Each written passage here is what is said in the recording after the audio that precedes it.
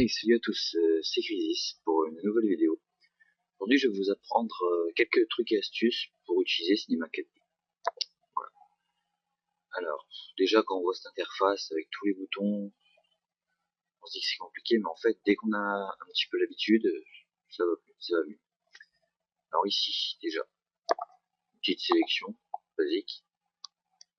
Ensuite, ici, ça c'est pour pouvoir déplacer votre objet. Quand vous avez un objet ici, de tous les côtés sur les trois axes, Y, Z et X.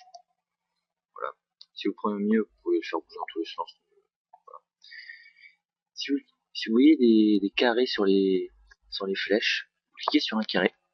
Sans bouger, vous allez pouvoir déformer votre objet. Vous voyez, pour créer différentes formes. Ensuite, celui-ci, quand vous cliquez sur un axe, ça va permettre d'augmenter ou de réduire votre objet. L'agrandir ou de le réduire. Là. Ceci, c'est pour faire la rotation, c'est l'outil de rotation. Ça peut faire bouger votre texte et ça va le faire tourner surtout. Et si vous voulez vraiment être précis, quand vous laissez appuyer sur la majuscule, quand vous le faites tourner, vous pouvez tourner de 5 en 5.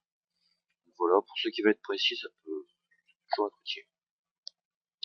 Ensuite, ah oui, ici, votre objet est modifiable. Si vous voulez qu'il devienne modifiable, vous cliquez ici.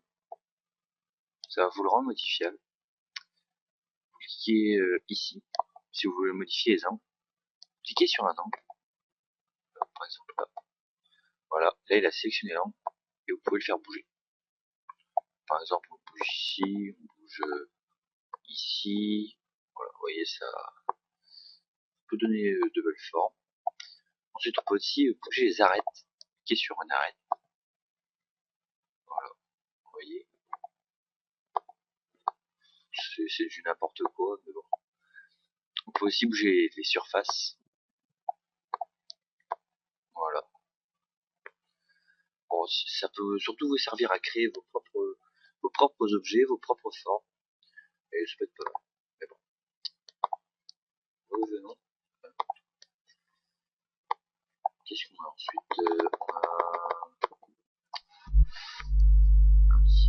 ça, c'est les trois axes. Les trois axes, X, Y, Z. Ça, c'est pour créer un rendu de la scène. Moi, là, j'ai rien, mais si on a quelque chose dans les formes. Ça, c'est pour créer le rendu final. Ça, c'est les réglages de rendu. Avec généralité, sortie, enregistrer, multipass, anti-aliasing et options. Ici, c'est pour créer des objets comme des cubes, sphères, cônes, un plan, un disque, enfin de tout. Ça, c'est très important, c'est spline. Ça, vous allez vous en servir si vous voulez créer vos propres formes. Genre, par exemple, là, vous prenez la forme libre. Vous faites, par exemple, un rond. Voilà, ça vous fait un rond. Vous allez ici, vous mettez linéaire, et vous cliquez sur fermer la spline. Ensuite, pour que votre spline devienne vivant, entre guillemets, vous allez ici, en extrusion, et vous déplacez votre spline dans l'extrusion. Et voilà, votre spline est solide. Ça peut toujours servir à ceux qui veulent faire leur propre forme. Bon, après, on a des formes déjà faites, hein, des ronds, des rectangles, tout ça. Ensuite ici, à part l'extrusion, vous n'allez pas beaucoup vous en servir. Enfin, moi je vous explique que ça parce que c'est les bases. Je vais pas tout vous expliquer non plus. Ça risquerait d'être trop long. Ah oui, ensuite on a ça. Répartition. Toujours être utile.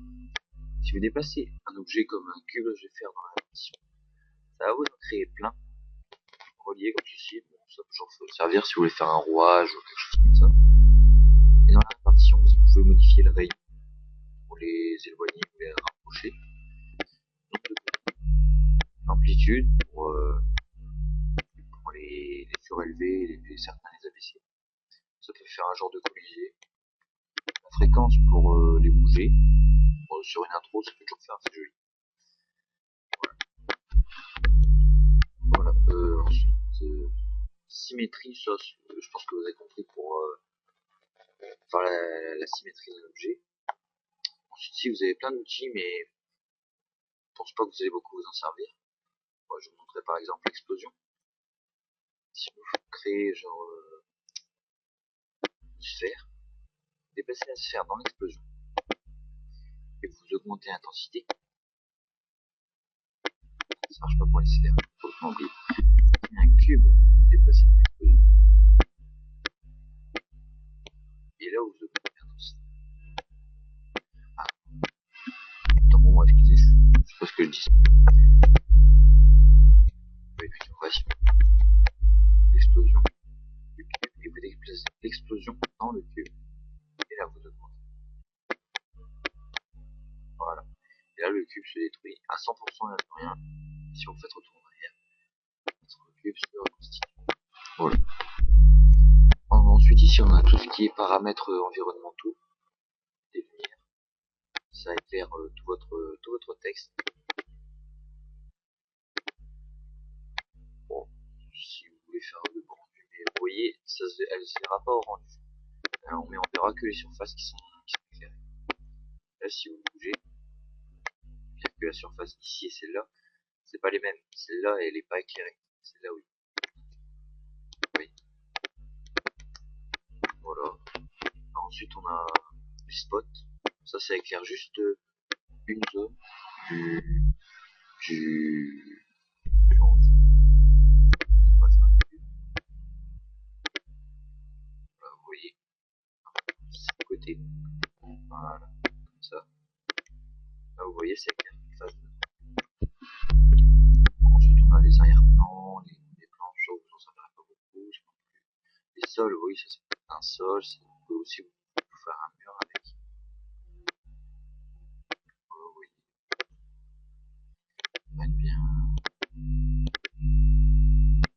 bien sorcier pour l'instant. Les caméras, enfin, vous vous servirez surtout de celle-là. Ça, vous n'allez pas vous en servir tout de suite, enfin, à moins que vous voulez vraiment devenir professionnel. Ça, c'est pour bouger, j'utilise depuis tout à l'heure. Tour, ça, c'est pour créer 4 vues différentes du rendu. Moi, je vais pas le faire moi parce que ça fait bugger mon ordinateur. Bon, c'est de la merde, hein, c'est pareil. Ici, bah, c'est là où vous avez tout l'objet, un seul et le cube. N'hésitez pas souvent à grouper vos objets, comme ceci, les objets pour mieux vous y retrouver. Parce que quand vous aurez plein d'objets dans votre rendu, ça va être assez difficile de les trouver. Alors ici, on a la barre de temps, la timeline. On avance.